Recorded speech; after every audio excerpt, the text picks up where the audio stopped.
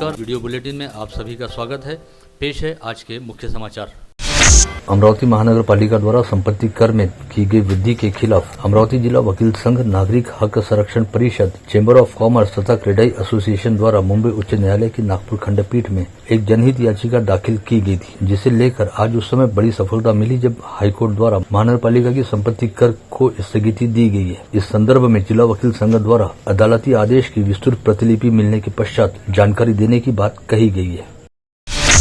चुनाव प्रचार के अंतिम दिन आज भारतीय जनता पार्टी की प्रत्याशी नवनीत राणा के प्रचार हेतु साइंसकोर मैदान पर आयोजित जनसभा को संबोधित करते हुए केंद्रीय गृह मंत्री अमित शाह ने अपने करीब 14 मिनट के संबोधन में सांसद राहुल गांधी, राकापा नेता शरद पवार व शिवसेना उबाठा के मुखिया उद्धव ठाकरे सहित कांग्रेस पार्टी पर जमकर निशाना साधा। साथ ही विगत 10 वर्ष के दौरान प्रधानमंत्री नरेंद्र मोदी द्वारा किए गए उल्लेखनीय कामों का उल्लेख करते हुए अमरावती जिले में सांसद नवनीत राणा द्वारा किए गए विकास कामों का उल्लेख किया। अपने संबोधन में केंद्रीय गृह मंत्री अमित शाह ने कहा कि देश के विकास के लिए नरेंद्र मोदी का लगातार तीसरी बार प्रधानमंत्री बनना बेहद जरूरी है, ताकि भारत को दुनिया की तीसरी बड़ी अर्थव्यवस्था बनाया जा सके। यह आह्वान करने के साथ ही केंद्रीय गृह मंत्री अमित शाह ने यह भी कहा कि इस बार अमरावती की जनता ने नवनीत राणा के नाम के आगे कमल का बटन कुछ इस तरह से दबाना है कि उसका करंट इटली तक जाकर लगे।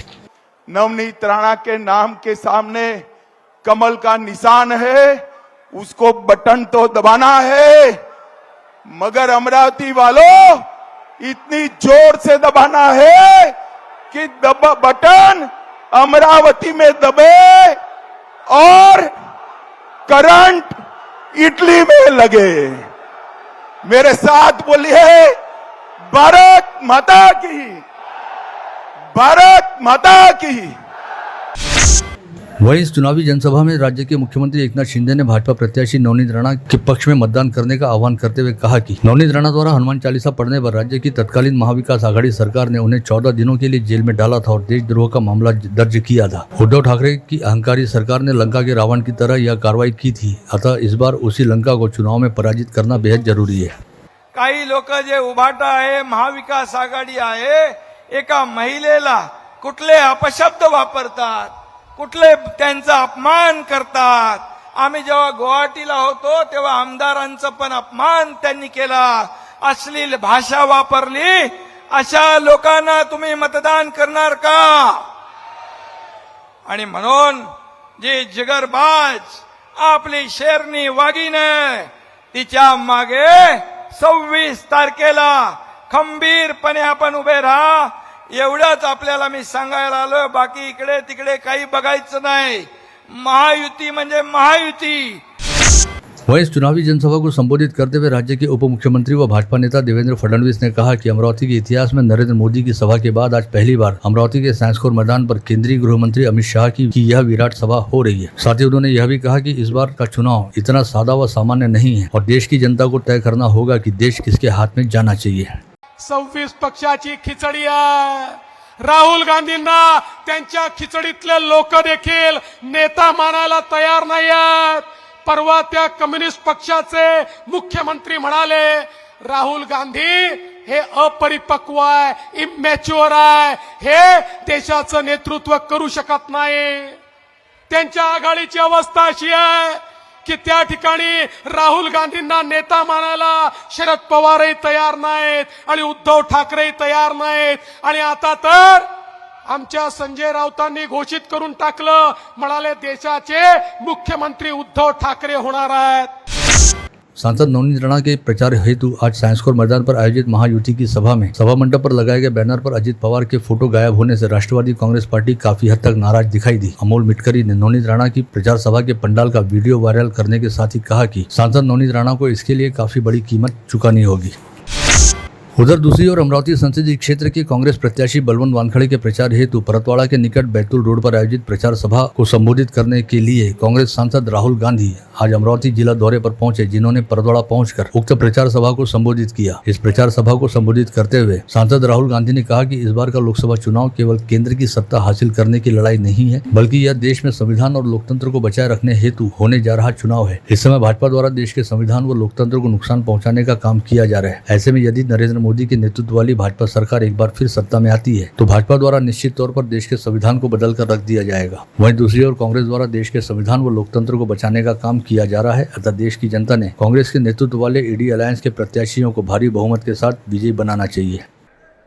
जितना अरबपतियों को देंगे उतना हम किसानों को, मजदूरों को, गरीबों को, पिछड़ों को, दलितों को, आदिवासियों को देंगे। तो याद रखिए, दो तरीके से हम लाखपति बनाने जा रहे हैं, महालक्ष्मी योजना और अप्रेंटिसशिप का अधिकार। और इन दो क्रांतिकारी काम करने के बाद हिंदुस्तान का चेहरा बदलने जा रहा है। आप सबका दिल से धन्यवाद करता हूं, इतनी गर्मी में आप आए, इतने प्यार से आपने मेरी बात सुनी। नफरत के बाजार में मोहब्बत की दुकान खोलनी है। जय हिंद। इसके साथ ही आज चुनाव प्रचार के अंतिम दिन प्रहार जनशक्ति पार्टी के अमरावती लोकसभा निर्वाचन क्षेत्र के प्रत्याशी दिनेश भूप के प्रचार हेतु विधायक बच्चू कडू के नेतृत्व में दोपहर 1 बजे भव्य प्रचार रैली निकाली गई, जिसमें जिले के किसान, दिव्यांग, खेतिहर मजदूर सहित प्रहार कार्यकर्ता हजारों की संख्या में उमड़े। जिला स्टेडियम से निकली इस रैली के जनसैलाब के चलते अमरावती शहर के प्रमुख मार्गों का यातायात पूरी तरह से ठप हो गया था और कड़ी धूप के बावजूद कार्यकर्ता मोर्शी रोड स्थित जिला स्टेडियम से निकलकर नेहरू मैदान तक 5 किलोमीटर पैदल चले। इस दौरान प्रहार कार्यकर्ताओं ने सीटी बजाते हुए प्रहार पार्टी के पक्ष में जमकर नारेबाजी भी की। प्रहार पार्टी की प्रचार रैली से पहले आयोजित सभा में प्रहार पार्टी के मुखिया व विधायक बच्चू कडू ने अपना भाषण फिल्म अभिनेता सनी देओल की स्टाइल में प्रारंभ करते हुए कहा कि यह किसान का 2.5 किलो का हाथ है, अगर हथौड़ा उठाए तो मुसीबत खड़ी कर देगा और हल उठाएगा तो जमीन फाड़ देगा। अपने किसी भी प्रतिस्पर्धी का नाम लिए बिना विधायक बच्चू कडू ने कहा कि चाहे चुनाव का मैदान हो या फिर कबड्डी, क्रिकेट या खो खो जैसा कोई भी खेल, वे अपने प्रतिस्पर्धियों को हराने और पटक पटक कर गिराने के लिए काफी हद तक सक्षम है। इस प्रचार सभा में विधायक बच्चू कडू ने कहा कि बीते 20-30 वर्षों की राजनीति में उन्होंने कभी भी किसी को राजनीति के उद्देश्य से छेड़ा नहीं है, लेकिन अगर वे किसी से लड़े और भिड़े हैं तो फिर सामने वाले की खैर नहीं है। साथ ही विधायक बच्चू कडू ने यह भी कहा कि उन्होंने हमेशा किसानों व दिव्यांगों की मदद के लिए उनके अधिकार की लड़ाई लड़ी है और आगे भी वे किसानों और दिव्यांगों की सहायता के लिए ही मैदान में उतरने के लिए तैयार है। ये कालिया, ये ताकत किसान की है। इस सनी देओल का रोल में है अभी सब।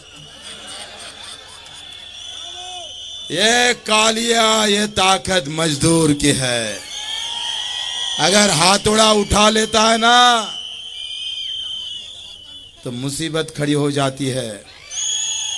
हाल अगर चला देता है ना तो जमीन भी फाड़ देता है किसान, जमीन भी फाड़ देता है किसान।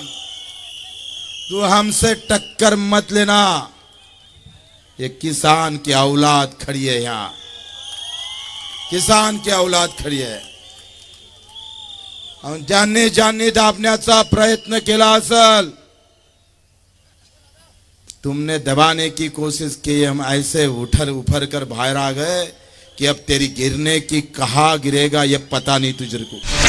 इस प्रचार सभा में मेलघाट के विधायक राजकुमार पटेल ने पूरे जोशो खरोश के साथ अपने भाषण की शुरुआत करते हुए कहा कि उन्होंने नेहरू मैदान में ही भविष्यवाणी की थी कि अमरावती का अगला सांसद प्रहार पार्टी का होगा और उनकी भविष्यवाणी आगामी 4 जून को पूरी तरह सच साबित होने जा रही है, क्योंकि अब केवल रिजल्ट आना बाकी है और 4 जून को अमरावती शहर से जिले में प्रहार पार्टी की ही विजय जुलूस निकलेगा।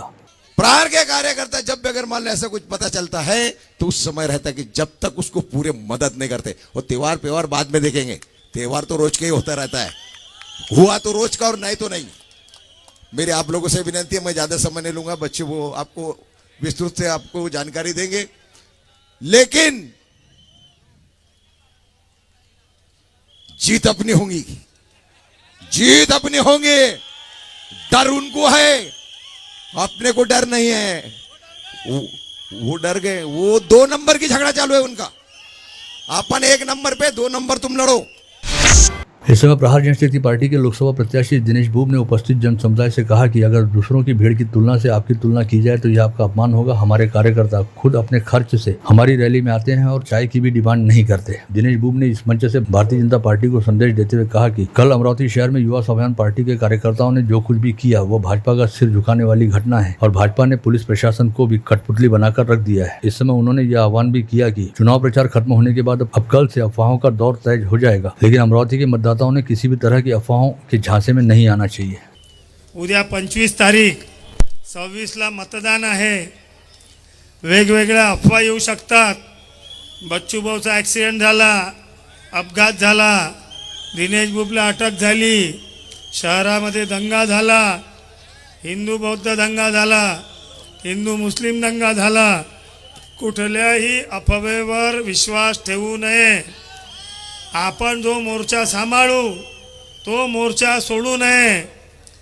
विजय आपलाच आहे हे आजच्या रॅलीने अधोरेखित केलेलं आहे.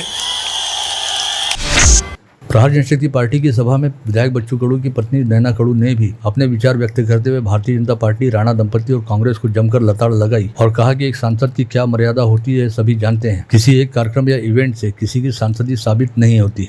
या खासदाराला हे कधीतरी कळलं पाहिजे की 6 विधानसभा मतदारसंघ माझ्या याच्यामध्ये आहे. मी कधीतरी एक शेतीवर प्रक्रिया करणारा उद्योग आला पाहिजे. पुण्यानंतर ही अमरावती शिक्षणाचं माहेरघर बनली पाहिजे. यासाठी शैक्षणिक धोरण माझ्या मनामध्ये काही असलं पाहिजे. तुमच्या आमच्यासारख्या गरीबाची लेकरं नाही मोठ्या स्कूलचे लाख रुपये वर्षाची फी भरू शकत. ते ज्या शाळांमध्ये शिकतात ती शाळा बलशाली झाली पाहिजे. अचलपूर मतदारसंघामध्ये आम्ही ते केलंय. 12 कोटी रुपये उर्दू शाळांना आणि 14 कोटी रुपये मराठी शाळांसाठी खेचून आणले आहेत. सामान्य माणसाचं आरोग्य आपल्याला कळू देत. मेळघाट फक्त होळीसाठी जाणारा मतदारसंघ नाही. माझ्या आईबाई बाळणपणासाठी कुठे अडत असेल तर तिला सुद्धा तिचं बाळणपण सुखकर झालं पाहिजे. गत रोज साइंसकोर मैदान पर सभा हेतु अनुमति को लेकर लगभग पूरा दिन पुलिस प्रशासन के साथ तनातनी वाली भूमिका में रहने वाले विधायक बच्चू कडू ने कल देर रात साइंसकोर मैदान छोड़ा, जिसे लेकर आज सुबह मीडिया कर्मियों के साथ बातचीत करते हुए विधायक बच्चू कडू ने कहा कि वैसे तो पीछे हटना या रुक जाना उनका स्वभाव नहीं है, लेकिन चूंकि इस समय चुनाव चल रहे हैं और हालात बेहद नाजुक हैं, जिसे देखते हुए बीती रात उन्होंने 2 कदम पीछे लेते हुए साइंसकोर मैदान से हटने का फैसला लिया, क्योंकि यदि वे वहां से नहीं हटते तो उनके विरोधियों द्वारा पंडाल को जलाकर उन्हें ही बदनाम करने का षड्यंत्र रच लिया गया था. उस स्थिति में उन्हें व दिनेश बूब को जेल में डालकर हमारे कार्यकर्ताओं पर लाठियां बरसाते हुए उनका खून बहाने की तैयारी भी कर ली गई. विधायक बच्चू कडू ने एक बार फिर अपने आरोप को दोहराते हुए कहा कि जिला प्रशासन व शहर पुलिस पूरी तरह से सत्ता पक्ष के सामने झुक गए हैं और उन्हें खुली आंखों के सामने होने वाले गलत कृत्य भी दिखाई नहीं दे रहे. वहीं दूसरी ओर प्रहार पार्टी के नेता व विधायक बच्चू कडू पर महायुति प्रत्याशी नवनीत राणा के पति व विधायक रवि राणा ने नौटंकी करने का आरोप लगाया. विधायक रवि राणा का कहना रहा कि किसी भी बड़े नेता के आने पर उसकी सिक्योरिटी अनुसार मैदान उपलब्ध कराना पड़ता है. हमने किसी भी नेता की सभा के समय मैदान को लेकर इश्यू नहीं बनाया, लेकिन विधायक बच्चू कडू द्वारा केवल पब्लिसिटी स्टंट करने के लिए देश के गृह मंत्री का विरोध करते हुए नवनीत राणा की सभा का विरोध किया गया, परंतु इससे विधायक बच्चू कडू को कुछ भी हासिल नहीं होगा. जिले के लिए 20वीं बार सांसद चुनने हेतु अमरावती जिले के मतदाता पूरी तरह से तैयार हैं, जो लोकसभा चुनाव के दूसरे चरण के तहत परसों 26 अप्रैल को अपने मताधिकार का प्रयोग करेंगे. वहीं आज 24 अप्रैल की शाम 6 बजते ही विगत 1 माह से चल रहा धुआंधार प्रचार का दौर खत्म हो गया. ऐसे में आज चुनाव प्रचार के अंतिम दिन सभी प्रत्याशियों द्वारा अपने अपने चुनाव प्रचार में अपनी पूरी ताकत झोंकी गई, जिसकी वजह से आज दिन भर पूरे संसदीय क्षेत्र में हर रोज प्रचार सभाओं, रैलियों, पदयात्राओं का दौर चला. साथ ही पूरा दिन अच्छी खासी राजनीतिक गहमागहमी रही, जो शाम होते होते पूरी तरह से शांत हो गई. ऐसे में अब आज और कल एक तरह से कत्ल की रात रहेगी तथा आज रात के साथ ही कल पूरा दिन और कल की रात सभी प्रत्याशियों द्वारा मतदाताओं से घर घर जाकर व्यक्तिगत स्तर पर प्रत्यक्ष संपर्क करने का प्रयास किया जाएगा. वहीं दूसरी ओर स्थानीय प्रशासन और पुलिस महकमे द्वारा मतदान की प्रक्रिया शांतिपूर्ण ढंग से निपटाने हेतु तमाम आवश्यक प्रबंध कर लिए गए हैं. आज से ही मेलघाट के दुर्गम व अति दुर्गम क्षेत्रों में मतदान पथकों को रवाना करना शुरू कर दिया गया है. वहीं मैदानी इलाकों में स्थित मतदान केंद्रों के लिए मतदान पथक कल से रवाना होने शुरू हो जाएंगे. इस समय जहां एक और लोकसभा चुनाव को लेकर राजनीतिक वातावरण तपा हुआ है, वहीं दूसरी ओर जारी माह के दौरान दूसरी बार ग्रीष्म लहर आने की संभावना मौसम विभाग द्वारा जताई गई है, जिसके मुताबिक पूर्वी व दक्षिण भारत में तेज ग्रीष्म लहर आने का अनुमान जताया जा रहा है. लोकसभा चुनाव के पहले चरण के दौरान मतदान का प्रतिशत काफी कम था. ऐसे में अब तेज ग्रीष्म लहर के दौरान दूसरे चरण में मतदान का प्रतिशत बढ़ाना निर्वाचन विभाग के लिए किसी चुनौती से कम साबित नहीं होगा. विगत 2 सप्ताह से जिले में बेमौसम बारिश का सत्र शुरू है. इस दौरान आंधी तूफान के कारण फसलों के नुकसान के साथ ही घरों का भी नुकसान हुआ है. यह बेमौसम बारिश 28 अप्रैल तक रहेगी. साथ ही कुछ स्थानों पर बिजली की तेज गड़गड़ाहट के साथ बारिश होने की संभावना भी मौसम विभाग द्वारा जताई गई है. बुल्ढाना जिले में कई स्थानों पर मंगलवार को तेज आंधी तूफान के साथ बेमौसम बारिश हुई, जिससे बिजली गिरने के चलते एक व्यक्ति की मौत हो गई और पेड़ गिर जाने की वजह से घरों का भी नुकसान हुआ. बुल्ढाना, मोताला व शेगांव तहसील क्षेत्रों में तूफानी हवाओं के साथ बारिश ने हाजिरी लगाई. राजीव गांधी कृषि विज्ञान प्रतिष्ठान ने आज यहां बुलाई गई पत्रवार्ता में बताया कि देश के पूर्व प्रधानमंत्री व विज्ञान क्रांति के जनक राजीव गांधी का आगामी 21 मई को स्मृति दिवस है और इस स्मृति दिवस पर राज्य के प्रगतिशील किसानों का सम्मान कर राज्य स्तरीय राजीव गांधी कृषि रत्न पुरस्कार देकर उन्हें सम्मानित किया जाता है. इस श्रृंखला के तहत आगामी 21 मई से 27 मई तक किसान सम्मान सप्ताह मनाया जाएगा और पुरस्कार प्राप्त किसानों के खेत पर जाकर उन्हें सम्मानित किया जाएगा. हनुमान जन्मोत्सव के पर्व पर बडनेरा के निकट अंजनगांव बारी में विगत 25 वर्षों से अधिक समय से जारी परंपरा के मुताबिक एक हनुमान भक्त ने लगभग 300 मीटर से भी अधिक दूरी तक भक्तों से भरी 9 बैलगाड़ियों को एक के पीछे एक बांधकर खींचा। इस दृश्य को देखने हेतु अंजनगांव बारी गाँव में भाविक श्रद्धालुओं की अच्छी खासी भीड़ उमड़ी थी। अमरावती में रहने वाले फल व्यवसायी युवक का नागपुर निवासी युवती के साथ विवाह जुड़ा और 6 माह पूर्व दोनों की बड़ी धूमधाम के साथ सगाई भी हुई, जिसके बाद उक्त युवक बार बार नागपुर आकर उक्त युवती पर जबरन शारीरिक संबंध रखने के लिए दबाव डालता था। इस बात को लेकर युवती ने अपने परिवार को जानकारी दी, जिसके बाद युवती की शिकायत पर भावी पति पर दुराचार का मामला शांतिनगर पुलिस ने दर्ज कर भावी पति की तलाश करनी शुरू कर दी है। आरोपी का नाम फिरोज खान नियामत खान बताया गया है। अकोला के रामदासपेट पुलिस थाना क्षेत्र अंतर्गत हनुमान बस्ती में संतोषी माता मंदिर परिसर में रहने वाले मनीष म्हात्रे नामक युवक ने अपनी पत्नी रेशमी म्हात्रे व 9 वर्षीय बच्ची को आज सुबह कुल्हाड़ी से सपासप वार करते हुए मौत के घाट उतार दिया। पता चला है कि म्हात्रे दंपति के बीच आपस में कुछ विवाद चल रहा था, जिसके चलते रेशमी म्हात्रे अपनी 9 वर्षीय बेटी को लेकर विगत 5 वर्ष से नांदेड़ स्थित अपने मायके में रह रही थी, जो परिवार में रिश्तेदार के यहाँ विवाह रहने के चलते बेटी के साथ मंगलवार की सुबह ही अकोला आई थी, जहाँ पर मंगलवार की रात मनीष म्हात्रे और रेशमी म्हात्रे के बीच किसी बात को लेकर विवाद हुआ, जिसका गुस्सा मन में रखते हुए मनीष म्हात्रे ने बुधवार की सुबह अपनी पत्नी व बेटी पर कुल्हाड़ी से सपासप वार करते हुए दोनों को मौत के घाट उतार दिया।